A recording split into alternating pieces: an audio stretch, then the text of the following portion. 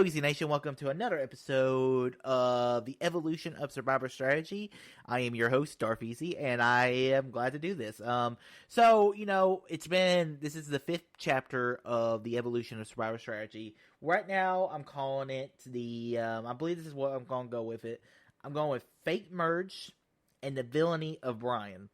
And I think that's an appropriate title. I'll get more into the titles in a little bit, but this is a interesting episode to do because Survivor Thailand.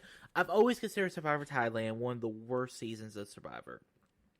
And after watching this season, I absolutely stand by that. It is definitely so far. Like, I've created a Word document where I have all the seasons ranked, and right now Thailand's my worst season. Because I think this was really and a lot of this has to do with some of the production. The scenery is great, and then they had a couple characters that were pretty good. Like, overall, like, some of the characters, like Brian, I think Brian's a good character, but he's like one of the most unlikable winners of all time, and for good reason. And the way he plays, he plays a very similar to like a Richard Hatch kind of style play. But it's completely different from Richard Hatch because, Richard Hatch, though, you kind of root for him, though, at the end. Brian, you're hoping he loses because he's just such an asshole about everything. But let's get right into it. So, this season Survivor, it starts off with they're playing in Thailand. And so they do this thing where they divide it up by the elders. So the two elders, you have an older woman named Jan and the other guy, Jake. They basically do a schoolyard pick and they pick the tribes. And what it basically comes down to, younger tribe versus the older tribe. Jake was basically putting people on the tribe that he thinks were going to compete better in the challenges. And then she was picking more people that she thought she could maybe get along with. And really, you start off the season with the Chewy tribe falling apart. And they were losing. They went down like 7-5, but then Sukjai started losing a bunch of challenges, and then we merged. This is the first of the really bad twists they ever did in Survivor. They did the fake merge, and basically they all started living on one tribe beach, but they hadn't merged. They were still living as two different tribes. I don't know why they decided to go with this model. And really, be honest with you, it doesn't really change the fate of the game. The only thing it really screws over a person like Xian, who Xian was flipping. She was getting ready to flip because she hated the tribe she was on. She hated the people. Especially didn't like people like Penny and Aaron, who never really treated with her respect. And, it was kind of interesting to see some of the, more of the racial things about, because, she was from Taiwan and, like her eating habits, just very, very different from, what other people from like America would do. And so she was kind of outcast because of that, but some people, Ken and Jake, still liked her because, she worked hard at camp and everything. So like I said, they fake merge, and Sukjai loses that challenge, and they go to tribal council. They vote out Xian because she turned.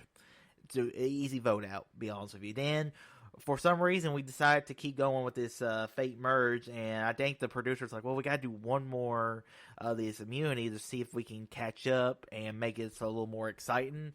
No, it doesn't happen that way. The one tribe wins the immunity, and so it sends Sukjai back to tribal council, and then we finally merge at 8, but by the end it's over. It was a classic Pagongan, where you had the one tribe completely demolish the other tribe when they finally fully became merged. But I will say, I was enjoying Jake's gameplay, but also it's kind of, Jake was basically scrambling, trying to get anything going, but no one was budging on anything. But one of the fascinating things was Brian and Clay got Penny to turn on Jake, to vote for him and to target her in the challenge. It was kind of a fascinating psychological kind of gameplay by Brian and Clay. I thought that some of that good things were going good there. So then we get to the final 5. The villainy of Brian is, he's a used car salesman. kinda, I guess. We've also found out he was a porn star, a softcore porn star with his wife, who I think they divorced shortly after the show, or a few years after the show ended. I've read a little bit into it, but it's kind of interesting to hear. But Brian, I mean, he made deals with everybody. He had a good rapport with everybody. And he took Clay around because nobody liked Clay. He didn't work hard in camp or anything. So you have to think that was part of Brian's strategy, because if I take this guy who I know didn't do much around camp or anything, it's going to be easier for me to win. We might have played the same. They played really the same game, the most slimy, cutthroat game that they were both playing. But really, Brian was just better. Brian won those 3 immunities that really helped him get to the end of the game. But then the thing with Helen was it was kind of a little uncomfortable to watch at times. And the Helen thing was just it was basically he thought Helen and Ted were going after Brian. But when they were digging in the sand and playing in the sand, but it wasn't about them. It was about Clay, and that was the thing about it, and it had nothing to do with Brian. So Brian was really he allowed more of the paranoia to get to him than anything.